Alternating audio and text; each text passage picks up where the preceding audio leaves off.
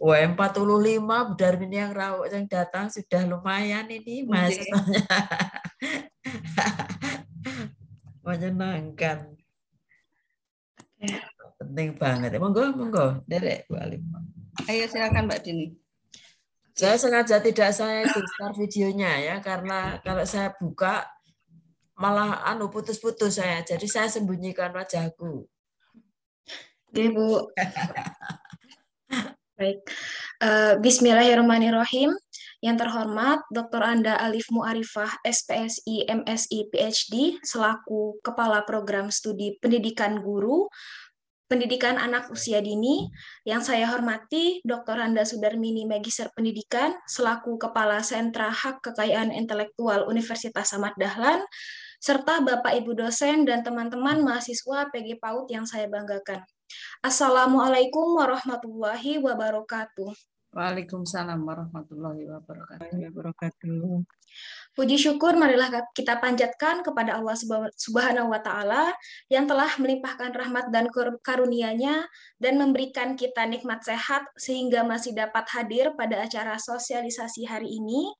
Salawat dan salam tercurahkan kepada junjungan besar kita Nabiullah Muhammad SAW yang senantiasa kita nantikan syafaatnya di hari akhir nanti.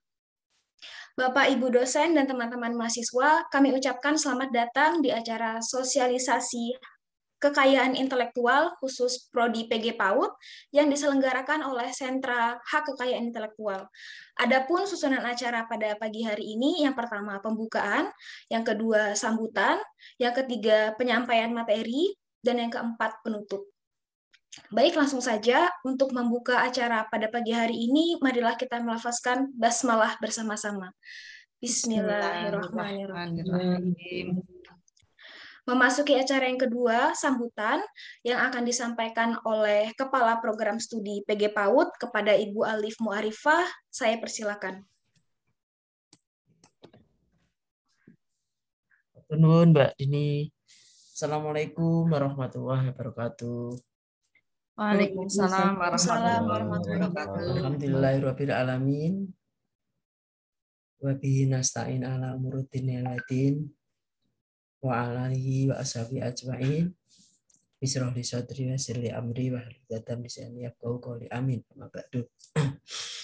Darmini yang kami hormati, sebagai pembicara tunggal dari penjelasan tentang Haki, Bu Seprodi saya, Bu Dwi Hasuti, dan semua dosen UAD, ada Bu Intan, ini Bu, kayaknya beberapa dosen tadi saya sudah melihat muncul nih. Bu Intan ini yang mengelola jurnal kita, barangkali ini sangat penting nanti Bu Darmini untuk kedepannya. Maaf Mbak Intan, aku belum sempat bales ya, nanti tak bales ya. Dan semua mahasiswa yang Bu Alif cintai, marilah pertama-tama kita bersyukur kehadirat Allah SWT yang telah banyak memberikan kenikmatan di hari Sabtu pagi ini. Mudah-mudahan nanti dari awal sampai akhir, karena kegiatan ini banyak banget hari ini. Saya ada 4 Bu Darmini hari ini, sama-sama jamnya tumpuk-tumpuk. Mudah-mudahan bisa mengikuti semua dan berjalan dengan lancar. Atas semuanya tentu saja atas ridha Allah. Salawat dan salam mari kita unjukkan pada junjungan kita Nabi besar Muhammad SAW yang telah mengajarkan kita untuk selalu belajar dan belajar dengan iqra-nya ya, yang diterima oleh beliau dari wahyu pertama oleh Allah, dari Allah kepada Rasulullah, itu adalah iqra, termasuk membaca, itu termasuk mengijawantahkan haki, itu mengijawantahkan dari membaca. Mudah-mudahan dari beliau, dari Rasulullah, kita bisa mengikuti apa yang menjadi ajarannya, dan insya Allah kita akan menjadi pengikutnya sampai di akhir zaman. Darmini yang kami hormati, terima kasih atas kesempatannya. Ini PG PAUD mendapatkan kesempatan dari ibu kita Darmini luar biasa, karena tidak semua diberi kesempatan, meskipun insya Allah sosialisasi diberikan kepada siapapun. Kira tidak panjang lebar ya, supaya acara ini bisa segera berjalan, bisa kita dengarkan.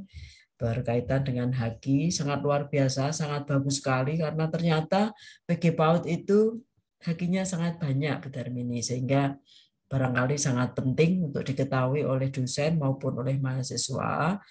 Seperti kemarin saya mengikuti DBK, kemudian saya memang setelah mengikuti DBK itu, loh ini PG PAUD itu punya banyak itu. Saya mohon Bu Darmini untuk bisa memberikan sosialisasi ini di PAUD. Matur nuwun Bu Darmini, saya kira akan lebih jelas kita akan mendengarkan dari beliau apa yang harus disiapkan sejak awal, lalu apa saja yang bisa kita hakikan, kekayaan intelektual apa saja jenisnya, dan apa yang bisa diraih oleh dosen maupun mahasiswa. Saya kira ini sambutan dari saya karena biar waktunya efektif. Sekaligus kami sebagai ketua program studi mengajak semua mahasiswa mari bersama-sama di awal ini kita buka dengan membaca basmalah. Bismillahirrahmanirrahim. Untuk selanjutnya monggo kami serahkan kepada Bu Darmini sebagai pembicara tunggal. Baik, terima kasih Bu Alif atas sambutan yang telah diberikan. Memasuki acara inti, yaitu penyampaian materi tentang kekayaan intelektual yang akan disampaikan langsung oleh Kepala Sentra HKI. Kepada Ibu Sudarmini, saya persilahkan. Bismillahirrahmanirrahim. Terima kasih Mbak Dini. Bismillahirrahmanirrahim. Assalamualaikum warahmatullahi wabarakatuh. Waalaikumsalam warahmatullahi wabarakatuh. Alhamdulillahirabbil alamin. Alhamdulillah wa syukurillah la haula wala quwata illa billah.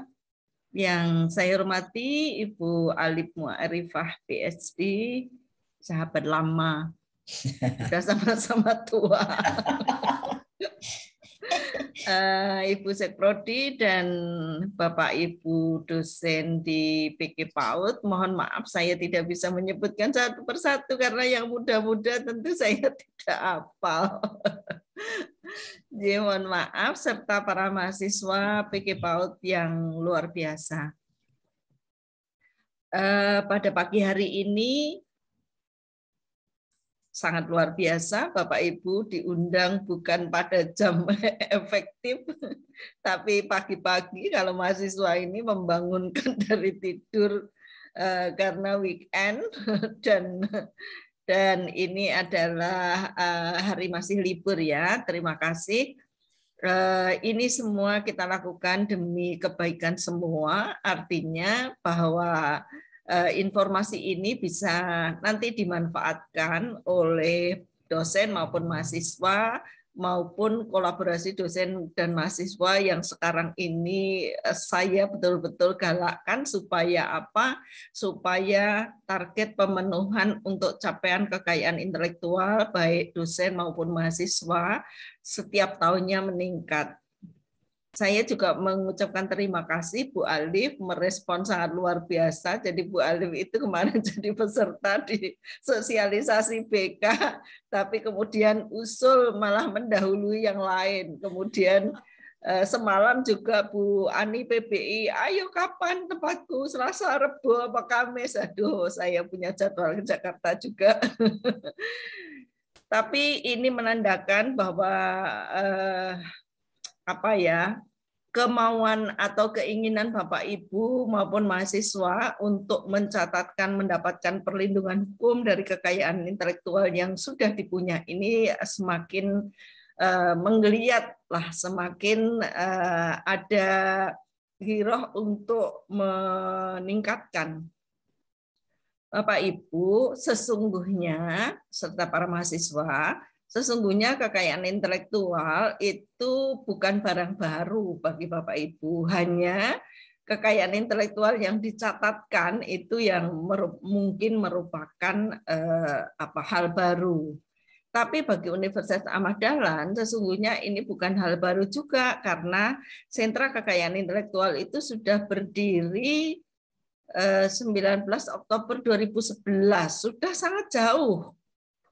Sudah lama, sudah sangat jauh, hanya karena kelembagaannya mungkin yang berbeda. Dulu kelembagaannya itu ya dikatakan kurang mapan lah karena dia nomaden kemana-mana, menempel hanya tidak dilembagakan secara resmi dalam kelembagaan struktural itu menjadi kurang kurang begitu banyak diminati oleh Bapak Ibu dosen, padahal ini adalah satu hal yang bisa kita lakukan untuk kepentingan kita secara pribadi yang dosen maupun mahasiswa maupun untuk kepentingan institusi, baik kepentingan prodi, kepentingan universitas maupun untuk kepentingan fakultas. Jadi PG PAUD ini termasuk mencatatkan, wah ini sepertinya perlu ya, monggo, saya sangat terima kasih kalau direspon.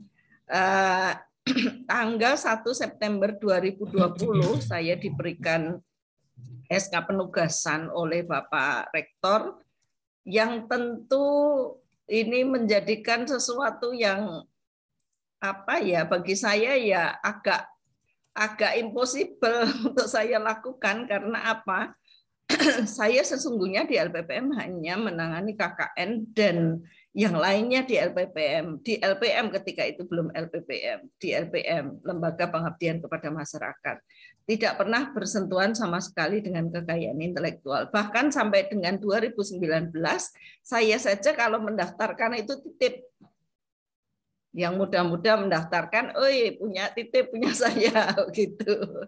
Jadi tapi akhirnya pada 2020 ini saya diberikan tugas. Banyak yang tantangan yang harus saya lakukan, termasuk saya juga pernah mengadakan mengundang rapat para inventor, mengundang rapat para dosen, sosialisasi, itu responnya sangat sedikit, 10% mungkin. Itu pernah saya lakukan pada tahun pertama.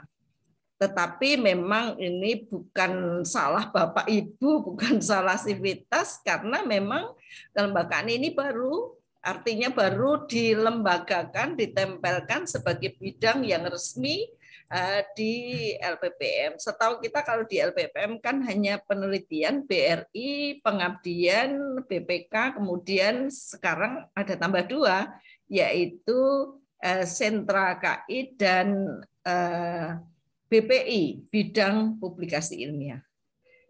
Bapak Ibu, izinkan saya share screen.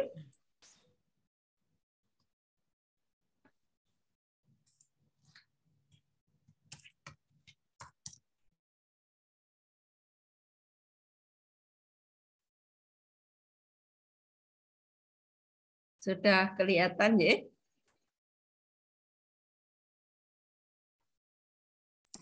Sudah, Bu. Oke. Jadi mengulangi bahwa lembaga unit sentra kekayaan intelektual ini sekarang ini posisinya di LPPM dan melengkapi dari yang sudah ada, yaitu bidang riset dan inovasi, bidang publikasi, bidang pengabdian kepada masyarakat dan KKN, dan sentra KI melengkapi di sana. Bukan hal yang mudah untuk kembali memperoleh kepercayaan Bapak Ibu bahwa Bapak Ibu bisa mengelola kekayaan intelektualnya di sentra kekayaan intelektual.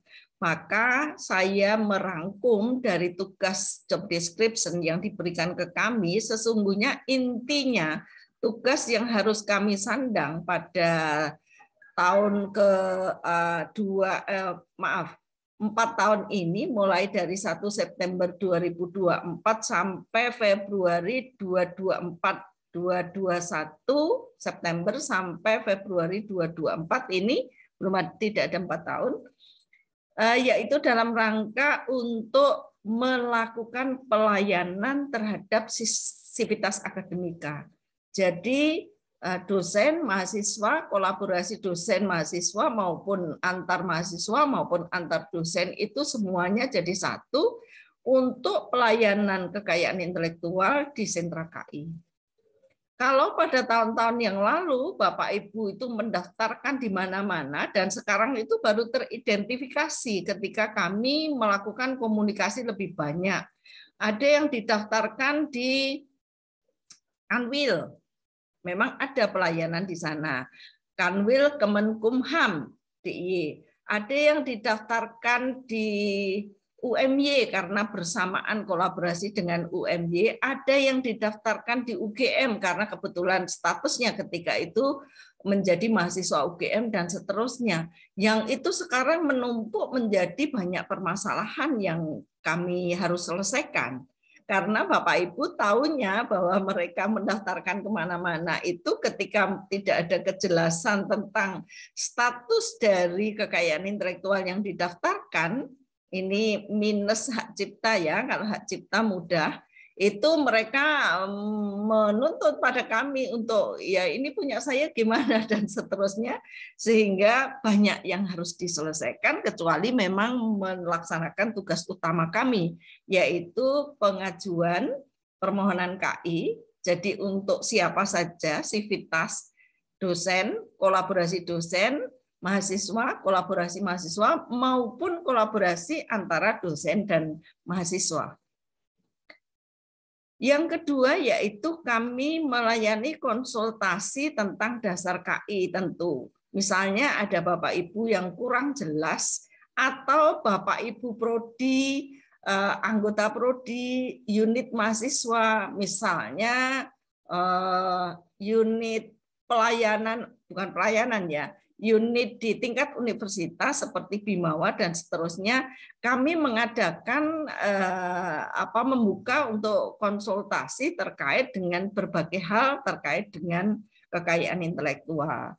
Kemudian tugas kami yang ketiga yaitu penyediaan data kekayaan intelektual sivitas akademika. Sehingga pada tahun ini, tahun 2021 ketika Desember itu Bimawa itu tinggal pesan ke kami berapa mahasiswa yang sudah mencatatkan kekayaan intelektualnya di sentra kekayaan intelektual kami. Itu tinggal minta termasuk pelayanan prodi untuk akreditasi, untuk AMI, dan untuk kepentingan-kepentingan yang lain, itu Bapak Ibu bisa mengajukan ke kami karena memang itu tugas kami. Kalau ini sementara ini memang data yang di kami itu berada dalam posisi pembenahan. Karena ketika saya diberi tugas tahun 2020 September itu kami memang baru mengumpulkan data yang sudah masuk di sentra kekayaan intelektual dari tahun 2011 sampai dengan 2020. Tapi kami ya agak kesulitan karena yang memegang juga berganti-ganti, kantornya juga nomaden, terus kemudian bukan tidak ada yang bertanggung jawab ya, tetapi terkait dengan data ini betul-betul pusing saya, sehingga saya hanya seadanya menemukan data yang kami kemudian susun sehingga ada data yang ada di kami itu sekitar 2018, 2019, 20 sampai dengan 21. Kalau 20, 21 sudah full. Artinya Bapak Ibu misalnya ada yang kehilangan sertifikat saja kami masih bisa melayani karena semua layanan yang kami berikan dan tercatat di kami, semua sertifikat kita catatkan atau kami dokumentasikan. Karena saya rasa bahwa itu adalah hal yang sangat penting bagi Bapak Ibu dosen maupun mahasiswa. Nah, sebelum sampai ke materi bahwa kekayaan intelektual itu apa saja, mungkin saya beri pengantar sedikit bahwa selama ini yang kita kenal kekayaan intelektual terkait dengan layanan di sentra KI itu hak cipta yang paling laris. Karena apa? Karena memang itu yang paling mudah diakses, kecuali itu memang hak cipta ini tidak membutuhkan syarat yang terlalu tinggi, tidak tidak mempunyai spesifikasi, dan bahkan kita sangat luas sekali. Nanti bisa kita lihat apa saja yang bisa didaftarkan sebagai hak cipta.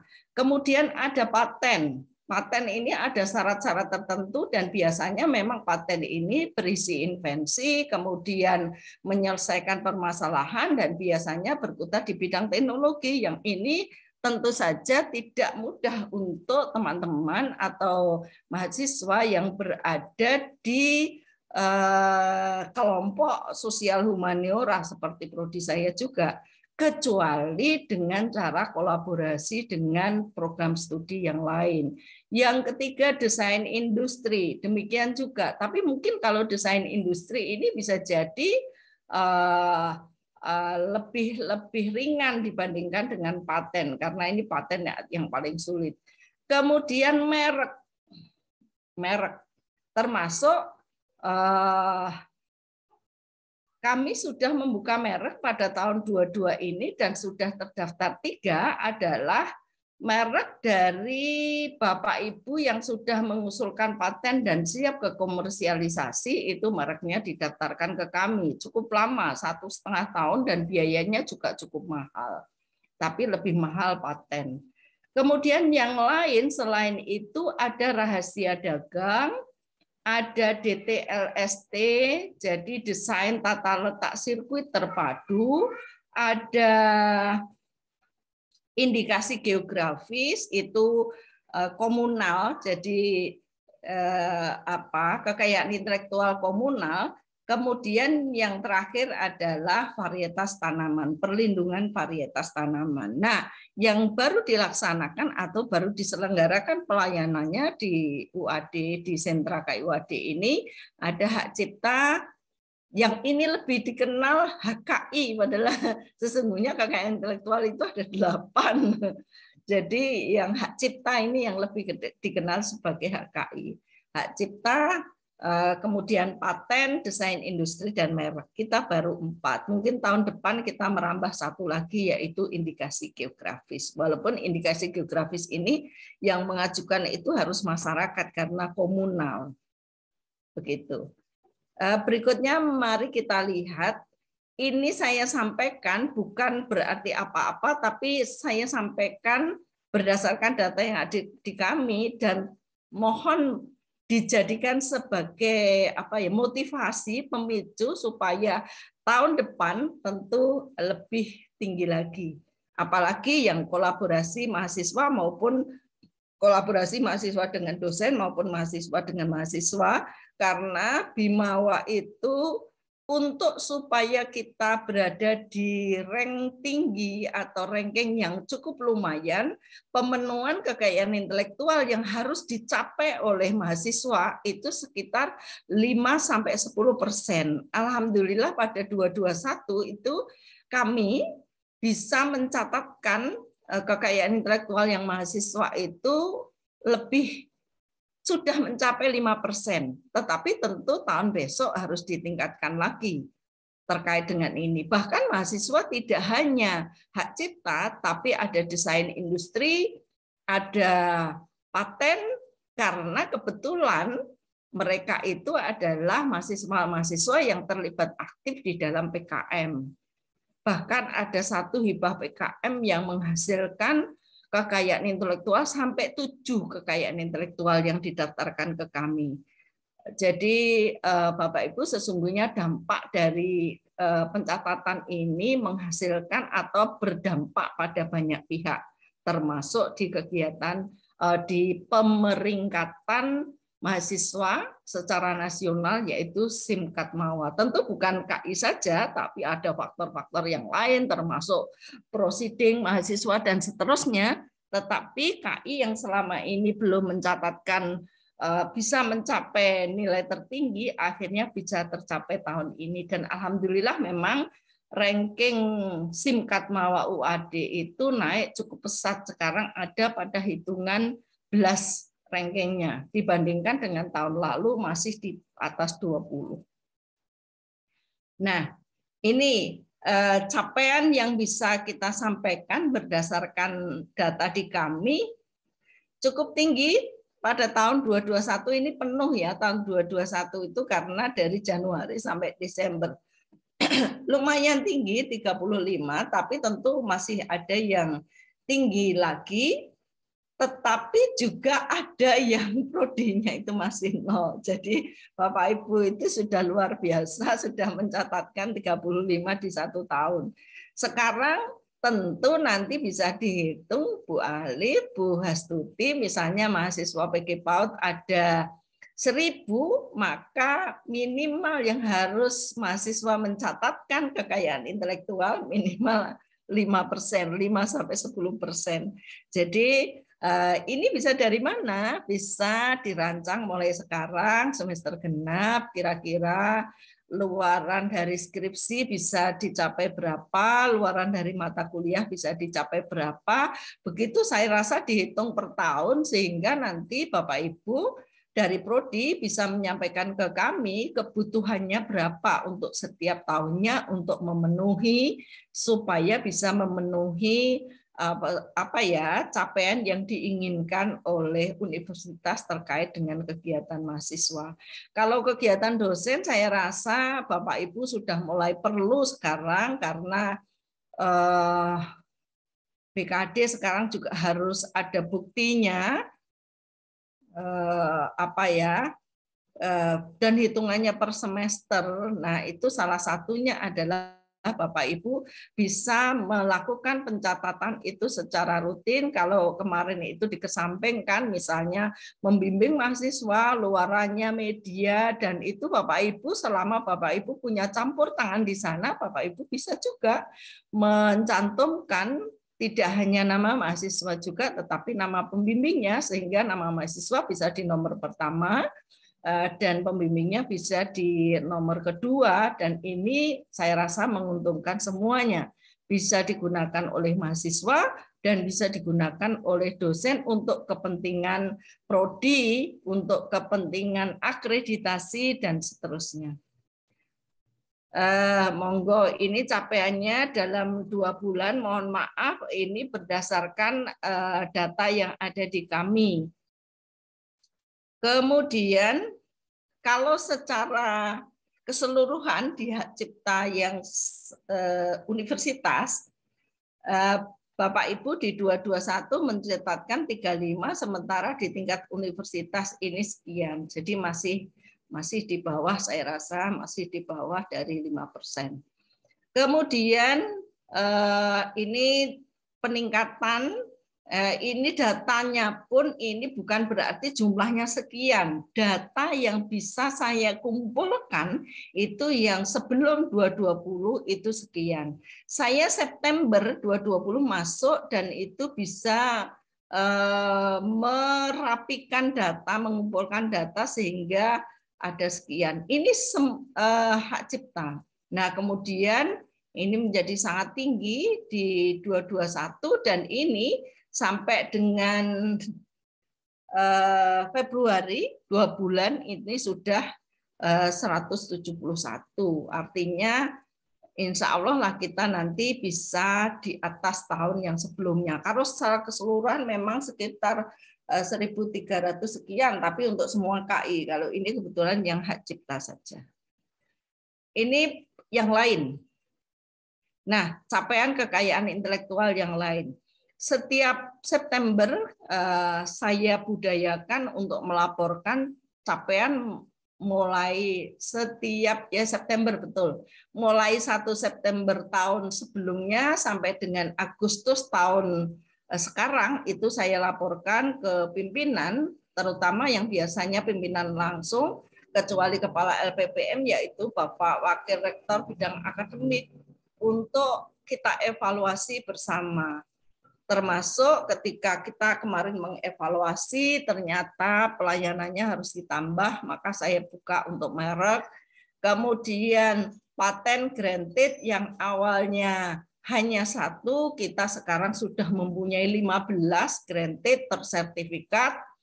Kemudian untuk pencatatan kita sudah mulai cukup banyak juga, 2 bulan itu ada 6. Di tahun 2022, kemudian di 2021 itu bisa mencatatkan ada 37. Ini 14 yang keluar di 2021, tapi di 2020 itu sudah ada 1. Jadi sekarang kita punya 15 dan 4 dalam posisi sudah selesai pemeriksaan. Jadi kalau keluar semua, insya Allah 20 bisa ditambahkan sebagai hasil dari program mediasi yang kita lakukan dengan DJKI. Dan sekarang ini sudah ada yang siap diperiksa, sudah cukup banyak juga, ada sekitar 12, kemudian yang hasil workshop dan redrafting itu kita prediksikan sekitar 50 bisa kita capai pada tahun ini. Memang ya agak tidak mudah, tapi bagaimanapun juga ini akan memberikan support besar untuk kepentingan universitas, terutama adalah akreditasi. Nah, mari kita lihat sesungguhnya kekayaan intelektual itu apa. Mari kita cermati. Kekayaan intelektual itu sesungguhnya bukan hal yang jauh dari kehidupan kita sehari-hari. Misalnya saja kita punya sepatu, itu ada merek. Nah, ini juga perlindungan kekayaan intelektual. Terus kemudian desain ininya, motif ini juga kekayaan intelektual yang disebut desain industri. Gawe misalnya, kita bisa mendapatkan ada mereknya ini, kemudian ada desain industrinya terkait dengan bentuk fisiknya, kemudian di isinya itu ada hak cipta terkait dengan aplikasi ringtone misalnya, itu hak cipta, kemudian terkait dengan teknologi kamera itu paten.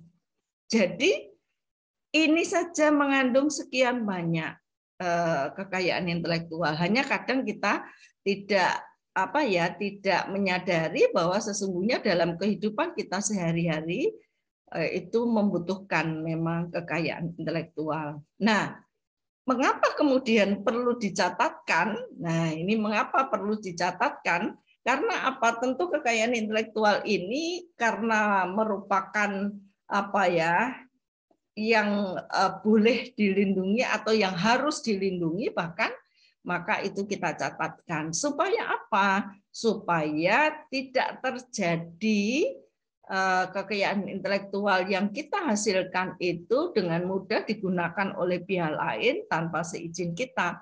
Bahkan sekarang saja banyak sekali kasus terkait dengan misalnya cover lagu. Itu sekarang tidak boleh asal saja kita. Karena begitu kita asal saja, itu kita akan kena. Maka sering mahasiswa saya ingatkan, yuk kalau membuat video yang kemudian video itu dipublish, itu hati-hati ketika menggunakan lagu orang lain, karena walaupun kadang itu kan publishnya kan bukan publish yang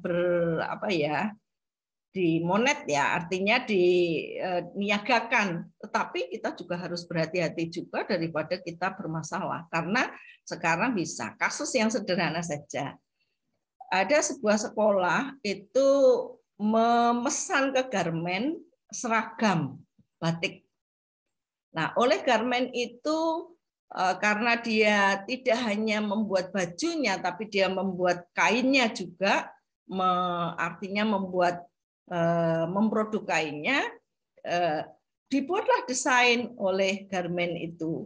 Setelah dibuat desain, disetujui, dipesanlah sekian ratus baju hem. Pada tahun berikutnya, karena tidak paham, sekolah itu coba membandingkan, membawa baju yang lama dulu dipesan itu, membandingkannya dengan yang lain, dengan perusahaan garmen yang lain. Nah, dia dapat lebih murah. Kemudian dicobalah dia untuk nego dengan membuat seperti ini dengan lebih murah. Akhirnya berpindahlah pesan. Tapi apa yang terjadi? Garmen kedua dituntut oleh garmen pertama, karena garmen pertama dia sudah daftarkan desain yang sudah disepakati itu sebagai kekayaan intelektual yang dia punya. Karena memang yang mendaftarkan garmen yang pertama. Akhirnya terjadilah persengketaan dan ini terjadi di Bandung. Sederhana sekali sepertinya, tetapi karena orang tidak paham bahwa kekayaan intelektual itu ketika dimintakan perlindungan itu akan lebih aman. Jadi Bapak Ibu kalau misalnya punya buku kok tiba-tiba Bapak Ibu tidak menjual kok di shopping center banyak. Oh, Bapak Ibu bisa melaporkan dan ada sekarang di Polda itu pelaporan yang khusus ini. Saya lupa namanya. Saya pernah dapatkan penjelasan tentang ini. Itu jadi melindungi kita. Nah, pemahaman bentuk perlindungan HKI atas hasil karya dan kreasi itu dipilah menjadi dua. Deklaratif hak cipta itu berkewajiban untuk mempublikasikan karya ciptaan. Sementara yang konstitutif, paten, desain industri, dan merek itu tidak boleh dipublikasikan sebelum didaftarkan. Didaftarkan dulu, baru kemudian dipublikasi. Jadi Bapak Ibu, ini pengalaman untuk Bapak Ibu dosen. Misalnya, Bapak Ibu dosen penelitian riset, punya dua luaran. Yang satu luaran publikasi, yang kedua luaran selain hak cipta, entah paten, entah desain industri, entah merek. Maka Bapak Ibu sebaiknya mendaftarkan paten, desain industri atau merek dulu sebelum Bapak Ibu buka semuanya untuk dipublish. Jadi tidak boleh dipublish semua, atau memang dipilah. Sebagian data digunakan untuk publikasi, sebagian data digunakan untuk yang lain. Sehingga nanti tidak terjadi ketika paten, desain industri atau merek Bapak Ibu diperiksa, oh ternyata sudah ada pembandingnya dan ini sudah dipublish jauh sebelum ini didaftarkan. Maka secara umum ketika sudah dipublish itu menjadi milik umum. Artinya Bapak Ibu tidak bisa memproteksi itu sebagai milik pribadi. Nah, kenapa KI perlu dipayungi perlindungan berbasis hukum? Kekayaan intelektual perlu dipayungi perlindungan berbasis hukum agar kepemilikan kekayaan intelektual terproteksi dan sah dicatatkan oleh negara. Kalau pencatatan hak cipta ya ada bukti pencatatannya. Sertifikat yang kita sebut sertifikat itu. Jika suatu saat terjadi plagiasi atau penyalahgunaan oleh pihak lain, maka sudah ada payung hukum yang melindungi kekayaan intelektual tersebut. Maka sering terjadi merek kemarin belum lama ya terkait dengan nama ya. Terkait dengan nama ketika itu dianggap sebagai logo atau nama yang warkop belum lama ini kan ada ribut kan. Ada terjadi keributan terkait dengan penggunaan kata warkop. Nah, kita lihat kekayaan intelektual yang pertama. Kekayaan intelektual yang pertama yaitu hak cipta yang sering sangat familiar Bapak Ibu menyebutnya sebagai HKI. Para mahasiswa juga HKI. Bu, kita mau catatkan HKI, hak kekayaan intelektual. Sesungguhnya tidak hanya satu sih, banyak hak kekayaan intelektual itu, tapi ya yang dikenal mungkin ini. Ini adalah apa ya?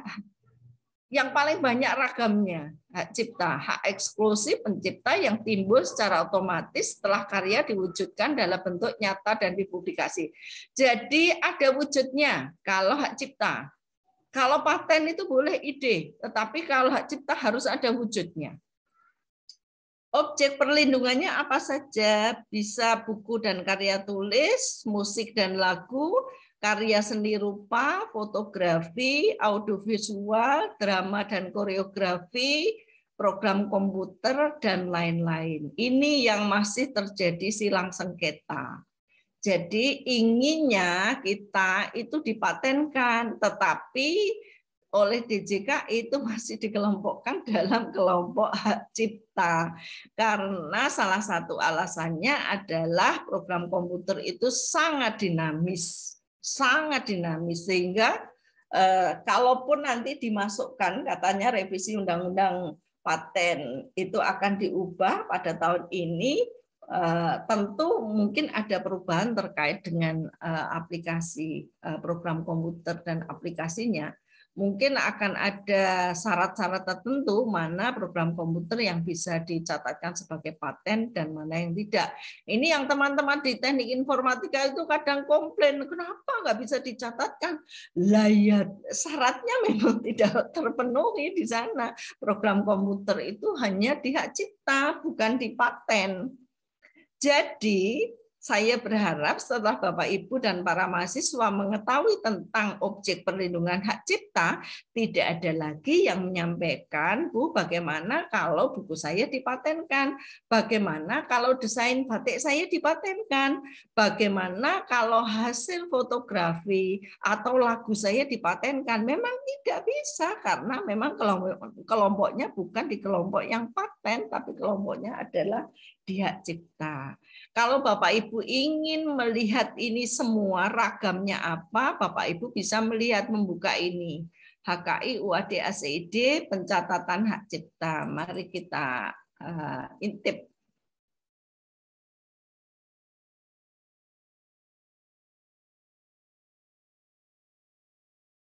Lemot ya. Nah, ini di sini di web kami. Ini pertama Bapak Ibu bisa lihat. Nah, ini yang karya tulis saja ada 42 item. Belum yang karya seni, belum yang komposisi musik, belum, banyak sekali yang bisa dilihat di sini. Nah, Bapak Ibu atau para mahasiswa kalau mencatatkan hak cipta, lihatlah kategori ini. Jadi misalnya itu buku mewarnai karena buku untuk media anak-anak, pembelajaran anti korupsi untuk TK, bentuknya adalah buku mewarnai, misal ya, berarti bunyinya adalah karya tulis, subjenisnya buku mewarnai. Nah, ini sering tidak dipahami oleh mahasiswa bahwa ternyata ini harus sinkron di setiap yang dituliskan, kan ada formulir, ada pernyataan, ada pengalihan, itu penulisan untuk jenisnya harus sama. Kalau tidak sama, itu menyulitkan kami karena kami harus merevisi. Padahal form-form yang sudah masuk ke kami itu kan dalam bentuk sudah scan, artinya sudah fix harusnya. Nah, ini mohon diperhatikan betul-betul supaya apa? Supaya betul penulisannya. Nanti di belakang juga akan saya cantumkan terkait dengan ini kesalahan-kesalahan yang sering dilakukan untuk pengajuan hak cipta. Nah, berikutnya mari kita lihat ini yang familiar sekali ya, contohnya di mana-mana di buku kekayaan intelektual terkait dengan sedotan. Sedotan itu kan sesuatu yang bukan jauh dari kita. Ininya bermacam-macam ya bahannya. Ada perubahan pembaruan. Dulu yang sedotan itu hanya bisa lurus satu arah saja, tapi kemudian sekarang bisa lebih fleksibel sehingga kita kalau penderita atau sakit itu kita bisa sambil minum sambil tidur karena ulir ini memudahkan kita, ulir. Nah, sepeda yang dulu itu besar dan rekah ya kalau di bawah, sekarang ada teknologi dengan sepeda lipat sehingga ketika kita membawa itu kita bisa dengan mudah kemana-mana. Nah, sedotan fleksibel dan sepeda lipat adalah contoh bagaimana teknologi bisa memberikan solusi dan kemudahan bagi kehidupan manusia. Berawal dari ide, kemudian menciptakan sesuatu yang belum pernah ada sebelumnya, untuk memecahkan masalah, ini yang disebut invensi. Invensi ini yang nanti merupakan syarat bagi kekayaan intelektual yang akan dicatatkan sebagai paten. Jadi kuncinya memberikan solusi, kemudian berawal dari ide, menciptakan sesuatu yang belum pernah ada sebelumnya, artinya novelty atau kebaruan untuk pemecahan masalah, dan di bidang teknologi. Ini bagaimana teknologi. Makanya tadi saya sampaikan, Bapak Ibu sangat mungkin, tetapi silakan Bapak Ibu kolaborasi dengan yang lain. Kolaborasi dengan yang lain. Yang selama ini ada, yang selama ini memungkinkan memang eksak. Seperti fisika, biologi, dan FKIP sudah ada, yaitu PBio. PBio itu sudah menghasilkan 1 paten granted yang keluar 2021 atas kolaborasi PBio dengan biologi murni di FAS. Itu sudah lumayan di FKIP ada. Yang sekarang tercatat juga ada beberapa teman-teman di FKIP, tetapi tetap kolaborasi dengan fakultas dan prodi lain. Monggo silakan Bapak Ibu bergandeng dengan teman yang lain yang memungkinkan untuk punya satu prodi, itu ada yang mendaftarkan diri sebagai inventor. Paten itu apa? Paten adalah hak eksklusif yang diberikan kepada penemu invensi. Invensi tadi ya ada beberapa syarat ya, atas hasil invensinya di bidang teknologi. Nah itu ada 2, yaitu paten dan paten sederhana. Yang paten itu disyaratkan 2 klaim. Jadi klaim itu adalah sesuatu yang dimintakan perlindungan itu. Jenis klaimnya bisa produk maupun proses, tetapi kalau paten sederhana disyaratkan 1 klaim saja, dan jenis klaimnya bisa pengembangan dan penyempurnaan klaim proses dan klaim produk sebelumnya. Misal ya, Bapak Ibu kan berhadapan dengan anak-anak PAUD ya. Mungkin anak-anak PAUD tidak semuanya normal, tapi ada anak PAUD yang mempunyai keterbatasan. Bagaimana keterbatasan itu bisa diberikan solusi? Nah, kalau misalnya Bapak Ibu punya ide, tolong komunikasikan dengan teman-teman yang di PVTO, PVTE, di teknik elektro, di fisika, di yang lain. Barangkali ini bisa ketemu, kemudian menemukan sesuatu yang ide itu bisa terdeskripsikan dalam satu produk yang itu produknya adalah membantu. Tentu tidak lupa Bapak Ibu harus melakukan penelusuran paten. Di web sudah disajikan di sana beberapa web yang Bapak Ibu bisa melakukan penelusuran. Seperti ketika kita melakukan atau mencari penelitian relevan kalau kita mengajukan atau membuat proposal penelitian.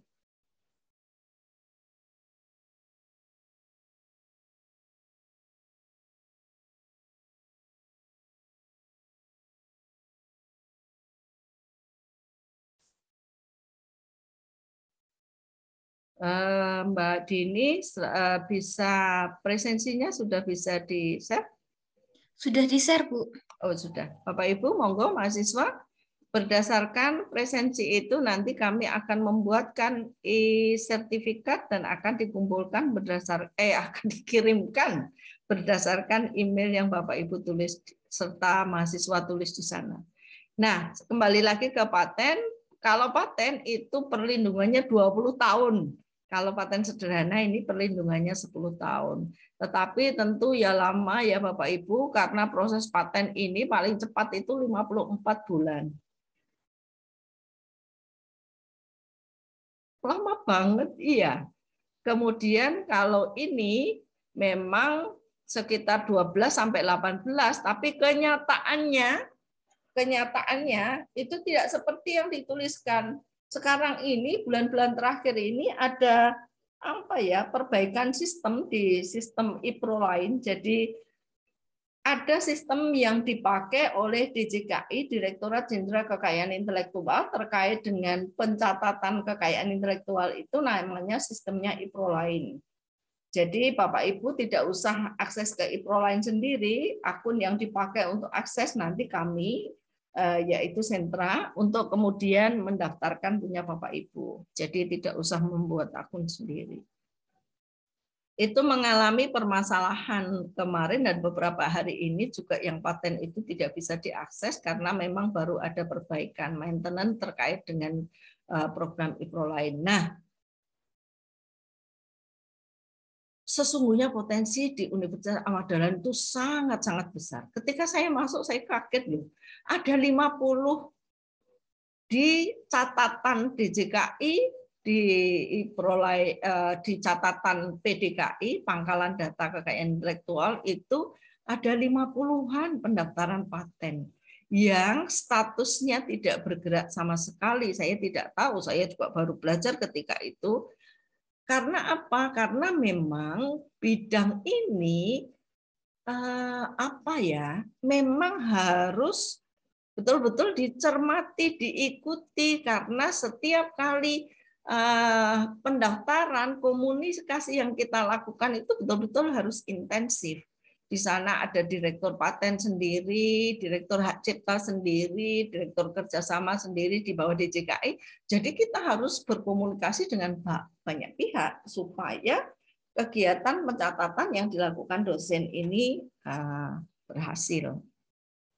Artinya sampai dengan selesai. Kalau paten ya tidak hanya dicatatkan, tapi sampai dengan pernyataan, pemenuhan formalitas, pengumuman, kemudian pemeriksaan substantif 1, substantif 2, pelayanan teknis, kemudian baru pengumuman yang terakhir yaitu diberi paten atau tidak diberi paten. Seperti itu. Jadi prosesnya lama.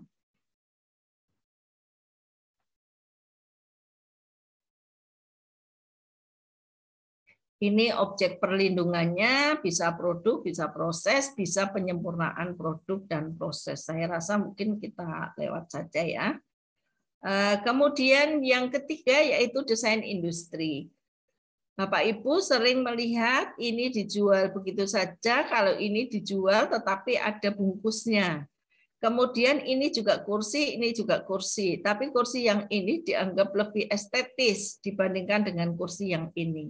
Nah, desain produk kursi dan desain kemasan pisang adalah contoh kekayaan intelektual yang dilindungi dalam desain industri. Jadi desain industri. Desain produk atau kemasan yang bagus bisa menjadi daya tarik bagi konsumen untuk membeli produk tersebut. Tentu. Nah, ini pencatatannya sekitar 7 bulan yang paling cepat dan juga tidak mahal, cukup murah dibandingkan dengan paten maupun merek. Nah, macam-macam, ada desain keseluruhan, ada desain parsial, ada desain seperangkat. Misalnya meja kursi atau kitchen set itu seperangkat namanya. Kalau sebagian misalnya kalau ban ya hanya batik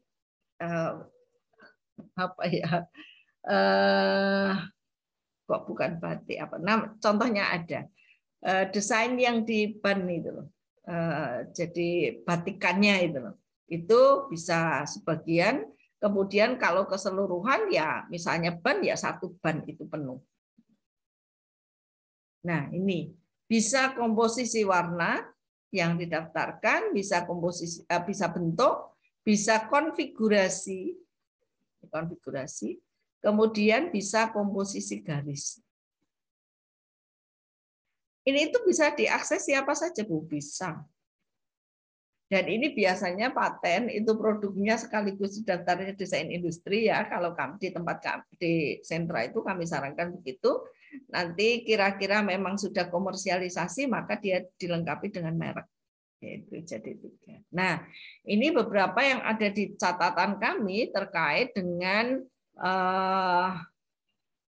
hak cipta.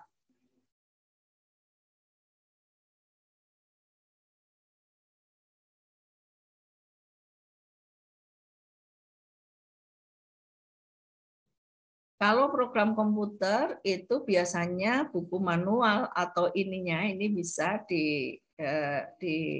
yang dicatatkan sebagai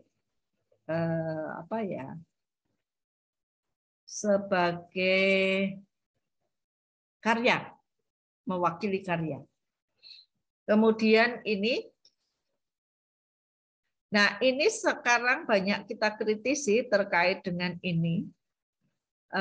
Saya berharap kalau penelitian dosen minimal ya ini poster lah, sehingga bisa terbaca.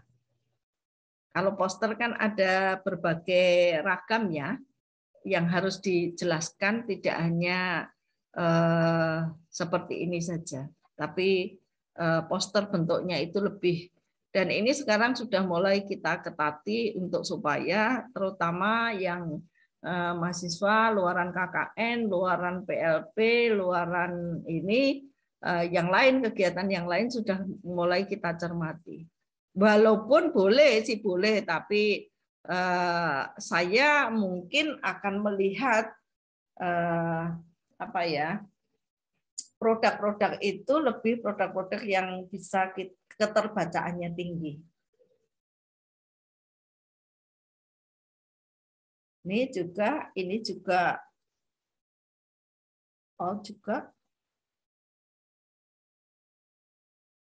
Nah, beberapa hal yang perlu saya sampaikan terkait dengan penulisan judul, jenis karya di formulir, di surat pengalihan, dan di surat pernyataan yang tidak sinkron. Nih, jadi kalau di sini karya tulis, buku pelajaran, nah ini juga di sini juga karya tulis, buku pelajaran. Nih, nah ini juga, nah ini berbeda-beda. Nah, ini yang sering dikembalikan. Dikembalikan karena memang ya harus sinkron, yang ditulis di formulir, yang ditulis di surat pernyataan dan di pengalihan itu harus sama tulisannya. Kalau misalnya buku tulis subjenis buku pelajaran ya di sini berupa karya tulis sub buku pelajaran, ini juga kalaupun pakai judulnya, ya judulnya harus sama. Begitu. Kadang judulnya saja tidak sama, itu sering yang terjadi dan itu akan menyulitkan kami karena kami harus mengembalikan dan Bapak Ibu dosen maupun saudara harus memperbaiki dan harus mengembalikan ke kami, itu kan butuh waktu. Tapi kalau sekali Bapak Ibu masuk dan sekali formnya betul, baik itu formulir pencatatan hak cipta, surat pernyataan maupun pengalihan, pasti Bapak Ibu akan segera diunggah. Kalau Bapak Ibu menggunakan subsidi, langsung Bapak Ibu tinggal tunggu sertifikatnya dikirim melalui email. Tapi kalau Bapak Ibu harus salah, harus bolak-balik, kita harus TikTok untuk beremail dengan Bapak Ibu maupun para mahasiswa.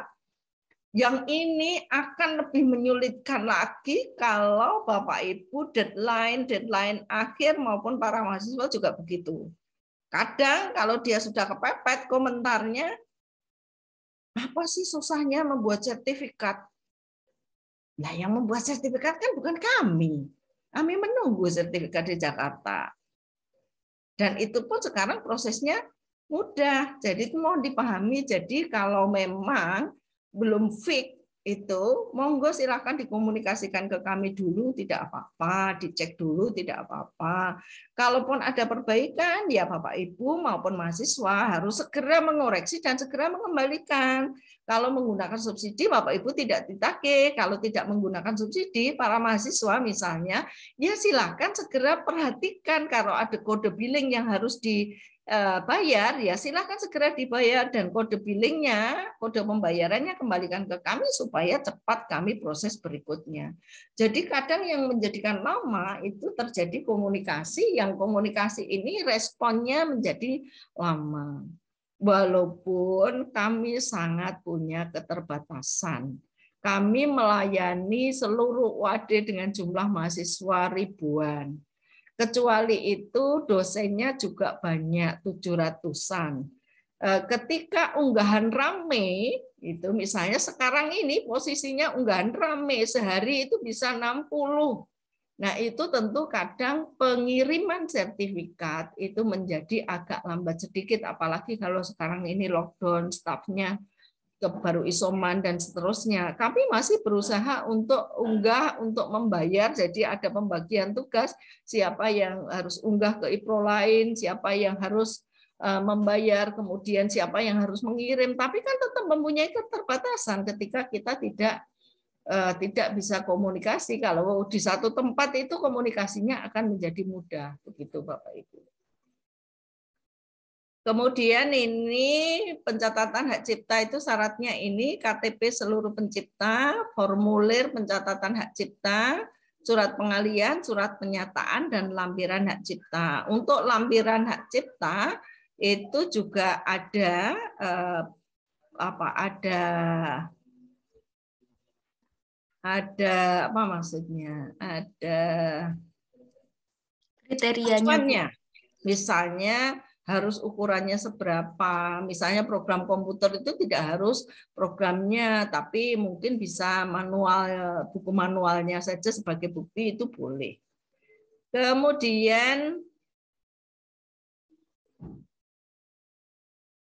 nih, kalau di situ namanya ada 3 orang mahasiswa dan 1 dosen, maka bagaimana menuliskannya? Ya monggo diurutkan satu-satu.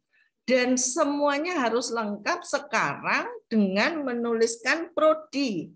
Nah, ini mungkin ada yang kenapa harus dituliskan prodi, Bapak Ibu? Kami tidak secara otomatis mengetahui prodi Bapak Ibu. Padahal nanti di database kami, panjenengan para mahasiswa itu didaftarkan atas nama prodi, sehingga ketika nanti kita minta prodi tertentu itu akan keluar. Kalau misalnya saya kolaborasi, ya nama panjenengan, hak cipta panjenengan bisa dipanggil dari prodi A dan bisa dipanggil dari prodi B karena semuanya menggunakan satu. Yang kedua, mengapa ini alamatnya seperti ini sampai lengkap? Kalau tidak lengkap seperti ini, dikembalikan oleh DJKI sampai ke kode pos sesuai dengan KTP Bapak Ibu. Misalnya KTP-nya yang satu nggak ada, tidak bisa juga, harus semuanya ada. Ini nama penciptanya, alamat lengkap dengan kode pos, sekarang ada prodinya supaya prodi ini bisa merekam, kemudian jenis karya cipta dan subnya, kemudian penjelasan singkat mengenai karya cipta ini cukup pendek saja, 1 paragraf, 2-3 kalimat pendek saja, kemudian kota publikasi dan tanggal publikasi. Kemudian yang surat pengalian hak cipta, nama yang di depan urutannya harus sama dengan urutan yang di sini. Nama juga lengkap dengan kode pos. Sekali lagi lengkap dengan kode pos. Ini harus sama dengan yang dituliskan di formulir. Nah, untuk pengaturan surat pengalihan ini, Bapak Ibu, kalau penulisnya, penciptanya, maaf, lebih dari 1 orang, maka pengaturannya adalah seperti ini. Kita gunakan meterai bukan digital 10.000, dan ini tidak usah sampai ke kami, yang sampai ke kami kan hanya scan saja. Ini ditandatangani, kalau penciptanya 10 orang berarti meterainya ada 3, 4, 4, 2 gitu. Terus kemudian yang tanda tangan ini dikosongkan saja. Dikosongkan saja karena nanti kami akan membubuhkan, saya mewakili Universitas Ahmad Dahlan membubuhkan tanda tangan itu secara digital. Jadi Bapak Ibu atau mahasiswa tidak usah mencari Ibu untuk tanda tangan, tapi cukup kalau ini sudah lengkap sekali lagi di-scan dan dikirimkan ke kami. Terus kemudian yang berikutnya, yang pernyataan, ini tolong sebelum Bapak Ibu mengirimkan, Bapak Ibu membaca inilah. Saya kan hanya mewakili Bapak Ibu terkait dengan pernyataan ini. Tetapi Bapak Ibu juga membaca ini, bahwa yang tercantum di sini ini harus Bapak Ibu betul-betul Bapak Ibu pahami informasinya. Jangan asal saja. Dan semua ini bisa Bapak Ibu akses, bisa saudara-saudara akses di web kami, surat pernyataan, pengalihan, formulir, semuanya bisa diakses. Ada tata cara pengisiannya, juga ada template-nya juga. Seperti itu. Jadi ikuti saja template, tidak usah kreatif. Terkait dengan pengajuan KI ini tidak boleh kreatif. Semua disampaikan dan diberikan contohnya di Proline, dan kami unduh juga, kami buatkan template-nya untuk Bapak Ibu dan untuk saudara semua. Jadi tidak usah kreatif. Memang tidak dibutuhkan kreativitas di sana. Yang dibutuhkan adalah pas sesuai dengan porsi yang diinginkan.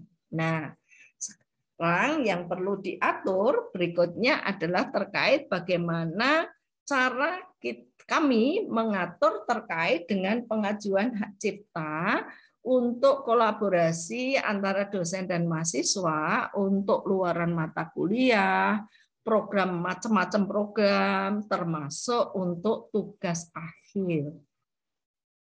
Bapak Ibu membimbing skripsi, Bapak Ibu pengampu mata kuliah maupun pendamping program-program tertentu, silahkan komunikasikan ke kami jika Bapak Ibu berkeinginan untuk mengajukan kekayaan intelektual sebagai pengajuan sebagai luaran dari program Bapak Ibu. Lebih awal lebih baik. Misalnya sekarang ini semester genap, kira-kira mata kuliah apa saja yang targetnya sampai di sana? Minimal ketika akan mengajukan, Bapak Ibu memberitahukan ke kami terkait dengan ini. Ini tentu prodi yang bertanggung jawab ya. Kemudian terkait dengan tugas akhir, ini Bapak Ibu juga sebagai pembimbing boleh memberikan hak Bapak Ibu, karena Bapak Ibu kan punya hak subsidi ya kepada mahasiswa, tapi misalnya habis, ya monggo silahkan dicarikan dicarikan solusi. Kalau memang Bapak Ibu atau Bu Kaprodi dan Bu Sekprodi itu berkenan untuk ini bagus, silahkan rekomendasi untuk menggunakan subsidi.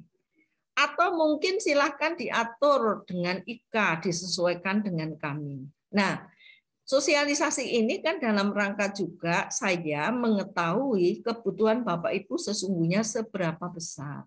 Karena pada tahun kedua saya, yaitu September 2021 sampai sekarang ini, saya mulai memberlakukan subsidi. Yang subsidi itu ada subsidi dosen dan ada subsidi prodi. Subsidi dosen dan subsidi prodi. Nah, subsidi dosen bisa nanti dikolaborasikan dengan mahasiswa. Tentu mahasiswa tidak boleh ngeyel. Kalau misalnya dosennya tidak berkenan, ya saudara jangan ngeyel. Karena belum tentu kan dosennya mau memberikan subsidi saudara pada subsidi haknya kepada mahasiswa. Mungkin dosennya punya target sendiri. Saya 4 akan saya gunakan sendiri itu. Monggo silahkan diatur.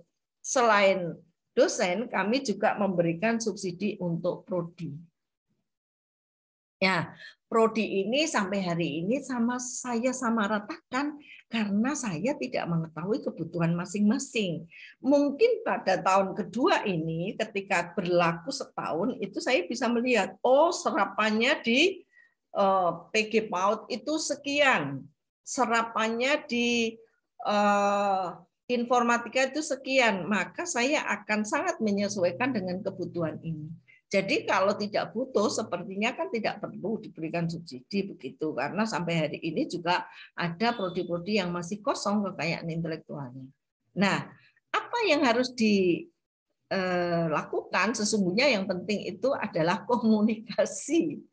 Jadi jangan tiba-tiba Bapak Ibu memberikan KTP dan tanda tangan Bapak Ibu, silahkan saudara mahasiswa diurus. karena kebetulan di tempat kami yang menggunakan fasilitas dosen mesti dicek ke dosennya. Nah, yang lebih parah adalah terjadi tahun kemarin, yaitu luaran kampus mengajar. Pada luaran kampus mengajar itu banyak mahasiswa yang mengunggah dengan menggunakan nama dosen, dapat tanda tangan dosen, dapat fasilitas dosen, tapi ternyata dosennya itu bukan pembimbingnya.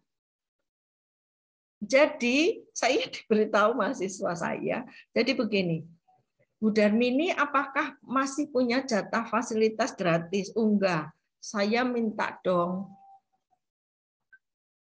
Sehingga terjadi over ketika itu, karena prediksi saya tidak melebihi, tapi ternyata kemudian menjadi meludak, menjadi berlebih, sampai subsidi saya itu habis. Aduh, nah ini. Nah, kemudian saya komunikasikan, Bu ya, penyelenggara penanggung jawab program itu komunikasi ke kami. Misal, Bu Hastuti besok punya mata kuliah yang diprediksikan akan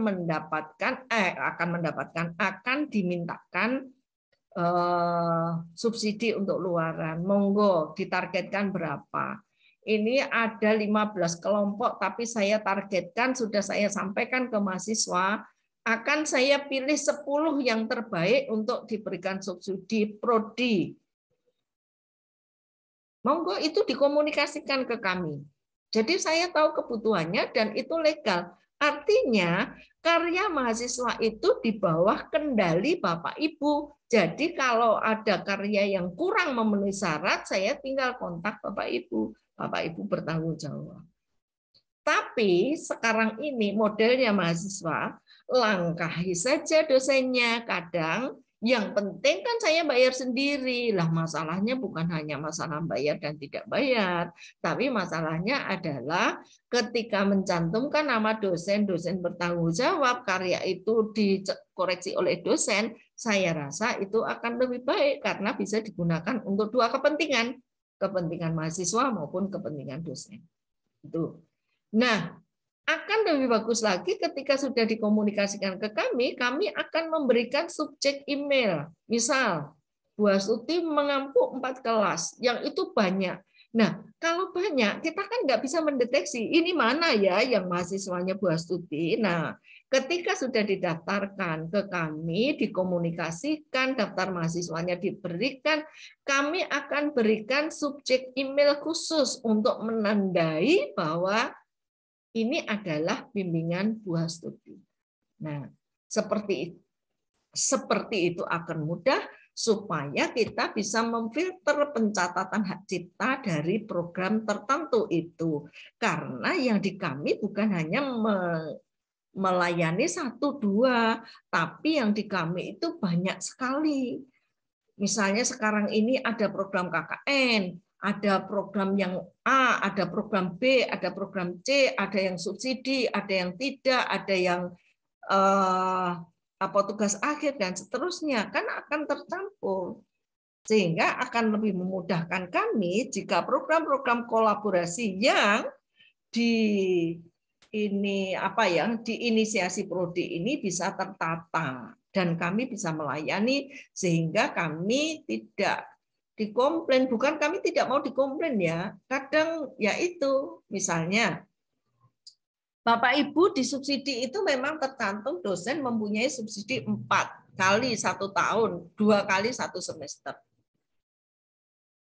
Tetapi di sana ada catatannya, Bapak Ibu yang KI-nya itu adalah KI luaran penelitian yang sudah didanai UAD, ya jangan dimintakan subsidi. Mungkin bukan hanya 200, ya 200 kalau kali 700 dosen kan menjadi banyak. Kalau hak cipta, kalau paten sampai 3.350.000 kan besar. Maka jangan sampai pendanaannya double. Ini kemarin yang program terakhir riset saya ketati yang PIPP, jadi program penelitian potensi paten karena dia sudah didanai secara otomatis untuk pendaftaran paten, ya jangan mengakses paten di kami. Dan bahkan Bapak Ibu pejabat, ya saya tegasi, mohon maaf Bapak, ini karena PIPP itu sudah didanai, jadi tidak boleh akses dong. Tidak boleh akses toh. Kita kan punya hak, ya, punya hak ya. Tapi kan jangan UAD itu mendanai dua. Penelitian didanai, di sana ada biaya unggah 3 juta sekian, tapi subsidi didanai, ada biayanya, diakses dua-duanya, kan tidak elok caranya kalau seperti itu. Jadi, tapi kalau yang memang harus disubsidi ya disubsidi seperti itu. Nah, di kekayaan intelektual itu ada hak moral dan hak ekonomi. Kalau hak moral itu hak untuk dicantumkan namanya saat karya dibuat, digunakan oleh pihak lain, jadi masih melekat. Hak moral merupakan hak untuk melarang orang lain untuk mengubah karyanya. Kemudian hak ekonomi adalah hak untuk mendapatkan manfaat ekonomi dari penggunaan karya cipta atau juga paten. Dan kalau paten ada lisensi namanya. Manfaat ekonomi bisa didapatkan misalnya melalui karya yang digandakan atau diadaptasi, atau sekarang istilahnya kalau di ini ya di digital itu kalau lagu itu di cover. Nah, bisa digunakan untuk akreditasi perguruan tinggi, bisa digunakan untuk jabatan fungsional, bahkan untuk pemeringkatan yang saya tahu, untuk pemeringkatan perguruan tinggi, pemeringkatan mahasiswa singkat mawat, dan untuk pemeringkatan perguruan tinggi versi Dikti PP Muhammadiyah untuk akreditasi dan lain-lain. Banyak yang bisa menggunakan. Nah, terkait dengan hak ekonomi di lingkungan UAD pada tahun ini, tahun saya kedua, sedang kita upayakan untuk mengadakan komersialisasi atas paten dan desain industri yang sudah masuk di kami, untuk kita siapkan perlengkapannya untuk kemudian nanti akan kita kirimkan ke kantor urusan bisnis dan investasi untuk dicarikan investor yang kemungkinan itu akan terkomersialisasikan dan ada semacam royalti untuk Bapak Ibu, ada fee yang harus kembali ke universitas karena selama ini universitas yang membiayai. Untuk hak cipta masih belum ada penataan. Jadi Bapak Ibu yang punya buku masih boleh menjual bukunya tanpa harus menyetor ke UAD. Belum ada aturan regulasinya. Ini yang saya maksudkan sebagai pembiayaan permohonan, subsidi pembiayaan permohonan, dan ini saya pernah mengirim surat pada bulan September atau Oktober ya, mengirim surat ke Bapak Ibu Kaprodi terkait dengan subsidi ini. Mohon dimanfaatkan. Di luar ini, yang penting kalau saya adalah jangan ada double pendanaan. Di luar itu, monggo. Saya berpikir positif begini, kalau saya mencantumkan seluruh prodi itu punya hak 10 kali 2, artinya menjadi unggahan hak cipta 20 setahun, tetapi kan 20 kali 50 sekian prodi sekian. Dan ada prodi yang tidak menggunakan. Jadi saya masih berpikiran positif ya, subsidi silang, kalau enggak digunakan biar digunakan yang lain, sehingga kalau prodi PAUD ini memerlukan lebih dari 20 masih saya toleransi karena bisa menggunakan hak prodi lain yang tidak digunakan. Pengalaman saya kemarin masih ada prodi kosong, masih ada prodi minim dan seterusnya, itu yang prodi loh. Sementara dosen kan punya hak sendiri. Jadi saya berharap nanti ada kerjasamanya, mungkin Bu Astuti yang lebih banyak menekuni setiap awal semester dan setiap awal semester dan menjelang akhir semester komunikasi ke kami untuk kemudian, tetapi jangan mepet-mepet. Nah, sukanya itu kadang mepet. Sudah, Bapak Ibu dosen juga, enggak hanya mahasiswa, Bapak Ibu dosen juga. Unggah laporan dan luaran penelitian itu jatuh hari ini jam 12, Itu ada loh yang tega jam 11 itu baru ngirimkan, itu pun formnya salah. Dan saya minta karena jam 12 ini saya unggah. Lah ya Mbok ya jangan begitu. Kalau seperti itu kan seolah-olah kami yang harus bertanggung jawab. Mohon waktunya betul-betul diatur, jangan mepet di belakang-belakang. Kalau misalnya Bapak Ibu sudah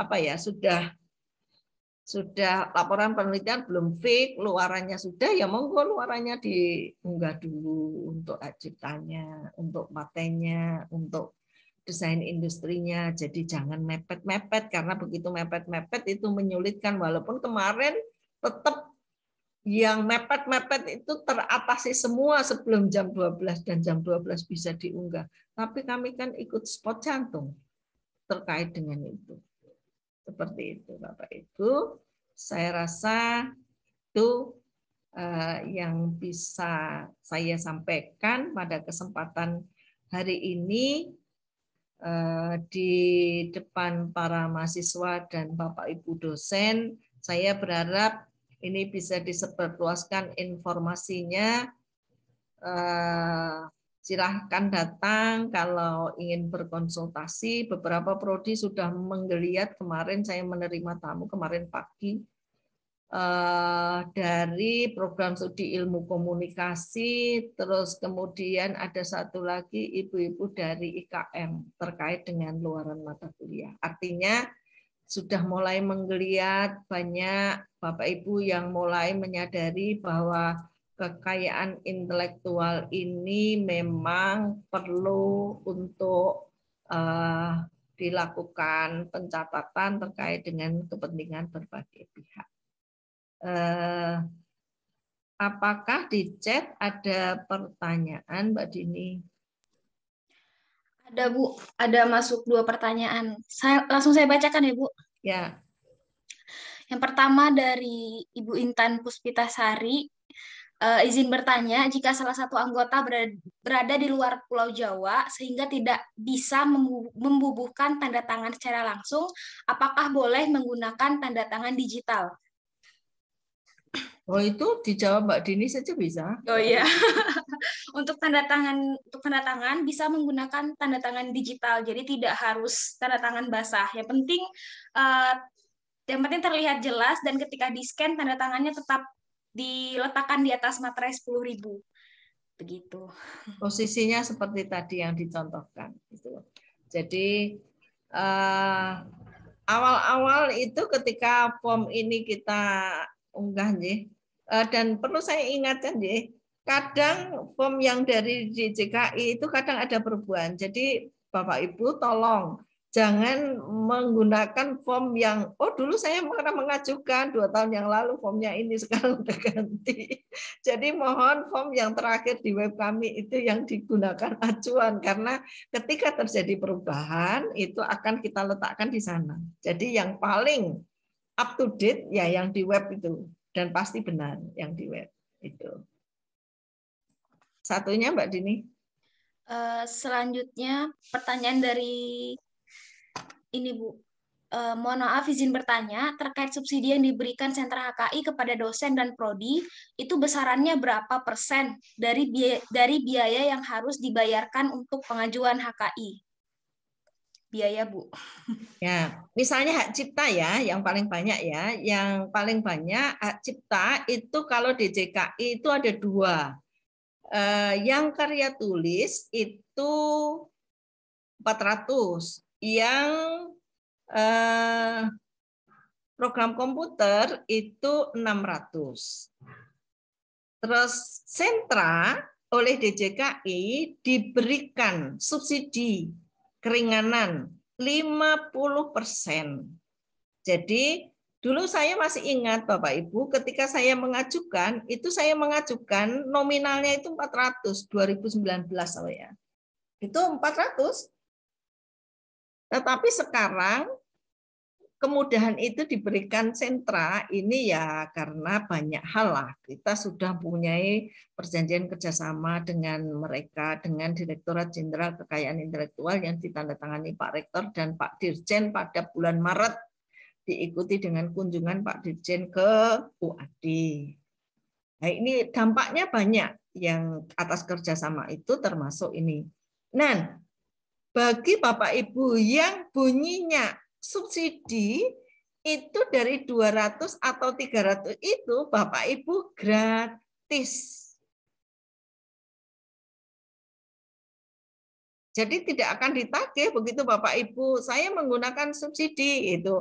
Oke, kemudian kita langsung unggah, Mbak Dini bisa unggah, Mas Sakti biasanya yang bayar, begitu turun nanti Mbak Ida yang akan punya tugas untuk mengirim sertifikat ke Bapak Ibu. Sudah, selesai. Nah, kecuali tadi ya, pendanaan yang terkait dengan penelitian. Jangan double anggaran. Kan hanya 200. Nah, ya kita biasakanlah menggunakan anggaran itu 1 jalur saja, jangan 2 jalur. Kecuali kemarin yang PKM kalau tidak salah. Ibu, saya itu menargetkan paten desain industri hak cipta. Ternyata hak ciptanya itu saya ada 3. Itu 1 PKM, luar biasa memang. Maka kemudian ya sudah silakan yang mau mana yang mau didanai. Kami kurang hak cipta 2, ya sudah itu yang dimintakan gratis itu seperti itu. Jadi Bapak Ibu saya rasa cukup loh 4 kalau untuk kepentingan Bapak Ibu saja loh ya. Kalau penelitian Bapak Ibu dapat dana penelitian ya di-split lah 200 karena memang kadang saya itu agak-agak tersenyum juga ketika tergelitik juga ketika melihat proposal Bapak Ibu pengajuan hak cipta 1 juta itu proposalnya kalau dibaca BRI ya ditertawakan biayanya hanya 200 so ditargetkan 1 juta sambil untuk membuat produknya ya monggo sajalah silahkan tapi ya jangan dimintakan subsidi lagi. Kalau misalnya Bapak Ibu ingin memberikan kebimbingan Bapak Ibu, bagus ini saya karena bagus saya berikan mahasiswa bimbingannya itu hak Bapak Ibu. Monggo Bapak Ibu yang komunikasi ke kami. Menggunakan hak siapa? Kami akan cek. Di sana, di tempat kami bisa ngecek hak ini sudah digunakan berapa kali, itu bisa dicek di kami. Dan di formulir juga ada ya Mbak Dini, ini menggunakan subsidi atau tidak, menggunakan fasilitasnya siapa, dan seterusnya ada di sana. Maksud saya kalau luaran mata kuliah itu kan komunal ya, berkelompok ya, akan lebih bagus kalau dosennya itu mengurus ini ke Prodi dan Prodi mengurus ke kami terkait dengan ini supaya apa? Supaya penjenengan bisa dilayani dengan baik. Jangan katanya dulu sosialisasi seperti ini kok prosesnya seperti ini. Ya kami kan secara di catatan kami tidak semuanya kami hafal. Jadi mesti harus ada komunikasi. Kalaupun menggunakan subsidi Prodi ada surat rekomendasi dari Prodi dan surat rekomendasinya bisa diunduh juga di web. Gampang, tidak sulit. Ada yang lain lagi? Monggo kalau ada yang menyampaikan secara lisan monggo.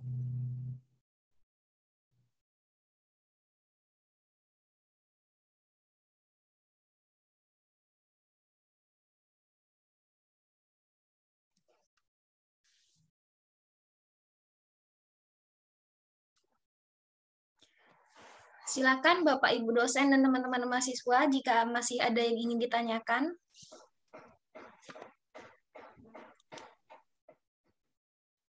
Mungkin Bapak Ibu agak rancu ya dengan pendanaan kami yang kami tempel di web ya Mbak Dini ya. Mungkin karena di sana kan yang ditempel di web itu kan ada 400, 600 terus menjadi 50%. 50% itu adalah kemudahan kalau Bapak Ibu karyanya itu dialihkan. Artinya ya jadi pemohonnya itu bukan Bapak Ibu tapi UAD yang diwakili oleh sentra.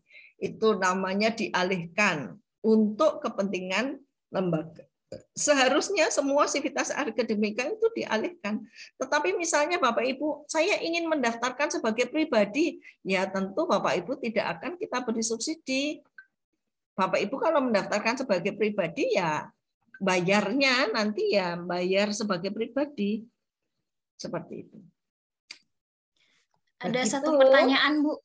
Ya. di chat. Ini bisa dijelaskan ulang. Tadi di salah satu slide ada info. Jangan lupa publikasi karya supaya otomatis dapat hak cipta. Otomatis masuknya bagaimana ya, Bu? Itu yang kebijakan hak cipta yang harus itu Bu, di apa? Harus di share dulu, dipublikasi dulu baru dicatatkan hak ciptanya. Iya. Kalau hak cipta itu boleh dipublikasi dulu, boleh di-share dulu, boleh diinfokan, harus ada wujudnya. Memang hak cipta kan harus ada wujudnya ya. Jangan ide, tapi ada wujudnya. Dan itu boleh di-share dulu, boleh disampaikan dulu, boleh dipublish dulu. Tetapi bukan berarti kalau dipublish itu hak ciptanya hilang, bukan. Kalau hak cipta tetap melekat. Tapi kalau paten, desain industri, merek itu tidak boleh dipublish dulu. Kalau sudah dipublish berarti milik umum, bukan milik Bapak Ibu. Begitu bedanya hanya. Jadi bedanya yang deklaratif dan konstitutif. Begitu. Kalau hak cipta boleh dipublish dulu. Kan Bapak Ibu kadang ada yang artikel di hak ciptakan, walaupun pernah dikomentari juga sih oleh salah satu ada kegiatan di DJKI kalau apa namanya, kalau artikel dipublikasikan di hak ciptakan kemudian keuntungannya apa itu ya, karena di sana memang masih tercantum boleh sesuai dengan klasifikasi yang tadi saya munculkan. Bapak Ibu bisa mersani di web tentang klasifikasi dan jenis dan subjenisnya karya yang boleh dihak ciptakan. Gitu? Ada yang lain?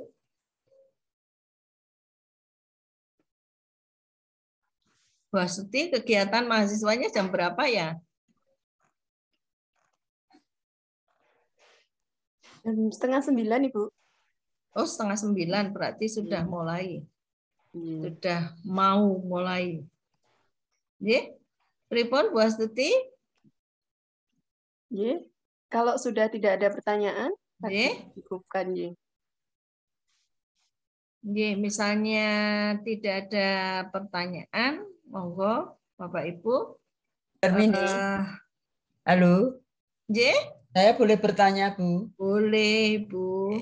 Kan ada beberapa karya mahasiswa itu yang sudah keluar dia dan belum dipatenkan, belum dihakikan, jadi kan eman-eman ya.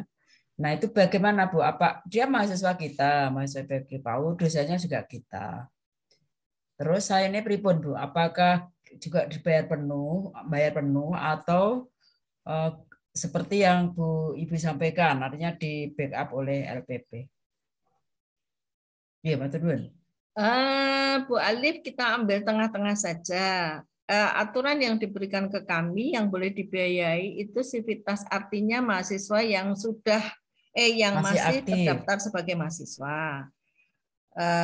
Kalaupun nanti mau didaftarkan karena mahasiswa itu sudah lulus, monggo silahkan bisa menggunakan dana yang lain. Tetapi kami akan tetap mendaftarnya dengan yang diskon 50%. Oh, ngaten. Jadi satu hak cipta 200.000. Dan itu monggo dikomunikasikan ke kami. Persyaratannya harus lengkap, ada tanda tangan dan seterusnya, pokoknya lengkap. Terus kemudian dikomunikasikan ke kami, nanti kami akan memberikan subjek email juga, mungkin bisa Bu Astuti bisa membantu kami nanti salah satu. Matur nuwun sangat Bu. Dalam matur nuwun sangat infonipun. Nggih.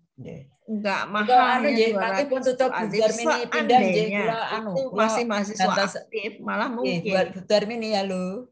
Mangke pun tutup Ibu pindah, saya ganti link lain ini nggih. Nggih. Nggih, matur nuwun sangat Bu Darmini atas apa yang disampaikan. Nggih, sami-sami Bu Alif. Kalau sudah cukup Bu Astuti sampun cekap nggih. Monggo silahkan saya kembalikan sepenuhnya kepada Mbak Dini. Terima kasih. Mohon maaf kalau dalam salah saya menyampaikan sosialisasi pada pagi hari ini ada yang menjadikan tidak berkenan. Kami tidak menutup kemungkinan, kami terbuka untuk komunikasi kami yang masih sangat terbatas, yaitu kami hanya mempunyai komunikasi via email dan chat WA. Yang lainnya, sosial media yang lainnya belum sampai tertangani karena masih banyak yang harus kita utamakan penanganannya. Terima kasih. Assalamualaikum warahmatullahi wabarakatuh. Saya kembalikan ke Mbak Dini. Assalamualaikum warahmatullahi wabarakatuh. Baik, terima kasih kepada Ibu Sudarmini yang telah menyampaikan dan memaparkan materinya. Terima kasih juga kami ucapkan kepada Bapak Ibu dosen dan teman-teman mahasiswa yang sudah mengikuti dan berpartisipasi dari awal hingga akhir. Sampailah kita di penghujung acara, yaitu penutup. Semoga apa yang telah disampaikan oleh Sentra HKI bermanfaat dan jelas bisa diterima oleh teman-teman dari Prodi PG PAUD. Mungkin sekian dari saya. Mohon maaf apabila terdapat kesalahan dalam membawa acara pada hari ini. Sekian, saya tutup. Mari kita tutup acara ini dengan melafazkan hamdalah bersama-sama. Alhamdulillah. Taufiq wal hidayah. Wassalamualaikum warahmatullahi wabarakatuh. Waalaikumsalam warahmatullahi wabarakatuh. Bu Alif, terima kasih. Bu Astuti, terima kasih. Saya juga pindah ke chat Zoom berikutnya. Jam Terima kasih, 9. Bu Darmini. Nggih, ndherekaken sami-sami. Matur suwun Bu Darmini. Sami-sami.